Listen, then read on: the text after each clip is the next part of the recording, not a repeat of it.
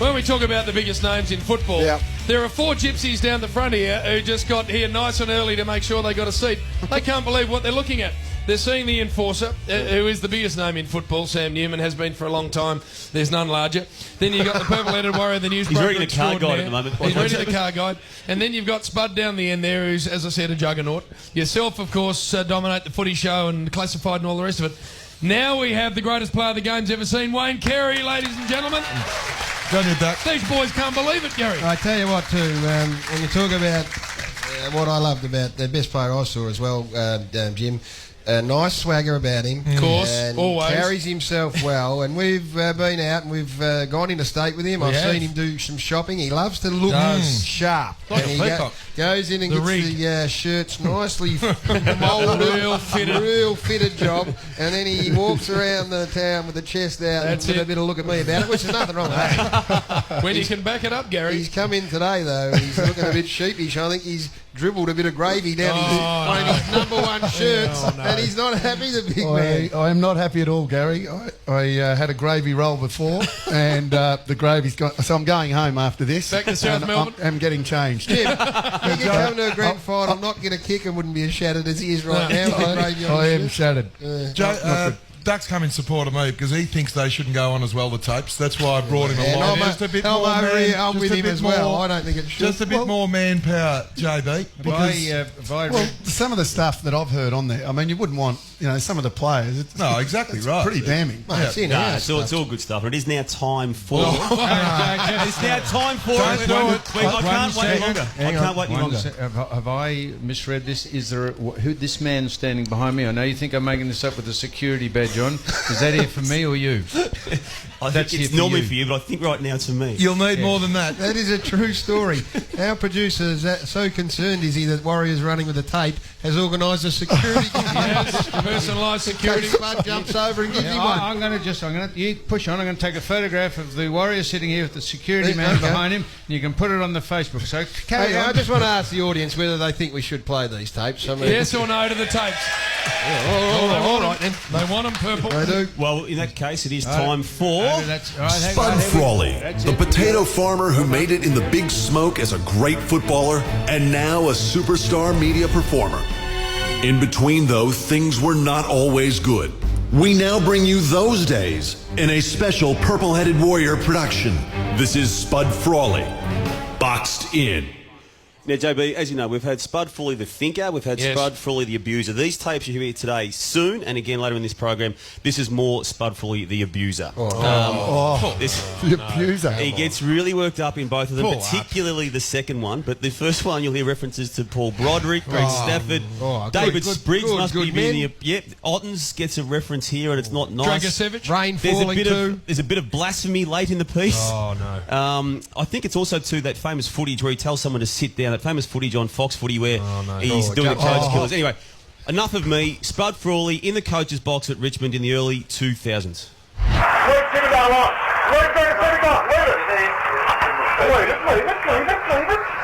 thing about it, we've got to use Dragicevic because if we don't, Sean will kill us. One of the cameras coming back. You all read that? No, don't mention it again, mate. You've mentioned it 4 times already. Boys, get out the goal. I need to kick the ball out every time. Boys, let's get Jackie off. And give yourself on board. Give it on. Jackie off! This is what happens, see? Someone does a stupid team rule, and this is what happens, Damo. Someone goes outside the system, and that's what happens. Everyone's confused. We're not sure. Just put him straight on the phone. Yes. Straight on the phone. I want him on as quick as I can. Let's get him on. Get it on. What's going on the beach? Hey, boys. Just shut him down for a minute. Let's get Brothers off. Tippendale on, and he's on Spriggs. Shut him down. Quick, I need Brothers off right now. If you just wave it off, it might be a bit sore too. So. How? Well, what's going on? Hey, let's get off. We'll fall into the right. He's all right. Ottens is 4. Well, where are we going to put the ruck there? Good play, sorry. See. Just make us back. Let's go for what's good for someone, right? I'll give you is just we're going to break there. Well, hang on. Who's going on? Quick, let's get someone on the bench on. Springs, can't afford easy goals like that just because you get a little flick in the ear. Oh, sneeze. Hey, get out the chat. He's got to watch this bloke getting goal side of him. Oh, he's a dead set cheat, O'Brien. So if he's not 100% sure of getting the ball, he's got to have his finger in his back, this bloke. Jesus Christ! Look at this! Mate! Shut it off! Hey! Get out the bat! He's got to take the rocket out back with hand over!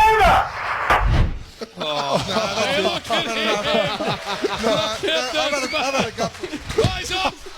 He's down tools! Oh, he's after the Warrior! He's going. Look at the setup on him. Oh, he's over the fence. Oh, no. Oh, Don't leave the agates on the top there, Spud. He's pulled the whole thing. Pulled the whole fence Oh, no. Oh, no. He's gone. He's pulled the whole fence over. I think he's left a couple of the plums on the top rail. Got to get him off. Gary, just now, Wayne, could I ask you this? Do you think it's at all beneficial that the coach is far more agitated than the players every minute of the game? When they're looking for a calm, controlled, calculating head at half-time or three-quarter time and that man comes out, you think he's an absolute maniac. No, every coach goes through that, and then by the time he gets down to the box, he's nice and composed. But plus, we can play all the very calm stuff that he does in the box. That wouldn't be fun. That wouldn't be much fun. No. What about you got to get him better than getting a flick in the ear hole and go down? Who was that? I think it was Ottens. Oh, was it? Well, and the other one I love, Duck, was when O'Brien. O'Brien. O'Brien's the biggest cheat. Biggest cheat in football. But then he said, just put someone from the bench on. What are we dealing with? Where is he gone? He's just taken off. Gone. And he's ripped the fence down. He's knocked over 50 metres of fence out there. That's absolute. Just walked straight through it, which doesn't say much for the security barriers. Hey, Foss. Yes. Are we? How much longer have we got the pleasure of your company for? Another hour. What's the time? Well, it's about 20. 1:45. 25 to 1. Yeah, 26-2. No, you're going to now canvass the game, and you're going to pull it to within an inch of its life, Wayne. And No, tell us about I'm who's here gonna- for about. How long am I here for? Oh, you got plenty more in you. Everyone's happy to be here. No, I'm happy to be here. Hey, I've got to go and change his shirt. Yeah, I know. That's not a good look. is that? I've got to go and change my life. I was going to ask you, Foss. Wish you'd change your shirt. Back in the day, was this the sort of physical presentation you brought to the table, Foss? How old are you now, Duck? 30? 41. 41. You were 41. Was it this sort of look that you went with, Foss? No, God, we never came out. We just stayed in the old... Where our domiciled residence, we never came out. We weren't showmen, we weren't pop stars like Wayne. It's Really? just he only comes out because people love to see him. Well, and we People employ couldn't him. stand seeing me. They said, go back home. So I used to. Not in your day, you didn't. You went out and just worked your way through about 6 or 7 That's on the way it, Foss. How would you know, Gary? on the way to training, and In then my another day- 3 in the back half. In my day, you were lying in a crib. Don't think I was even that. No, it's What are you going to do today then? Yeah, because you will wander off. I soon, might go and see if I can find some driftwood, go down to the foreshore and do a bit of whittling. Might have a nap about 4, have an early dinner and climb into the rack at about 7:30. Then it all starts again the next day. And we do that for another 30 years and then someone buries us and it's all over. So on that cheery note, Yeah, Gary, that's got us up and about. thanks Sam Newman for us, everybody. Great to see you. Have a great day, everyone. Thank you. Who are you tipping? Quickly.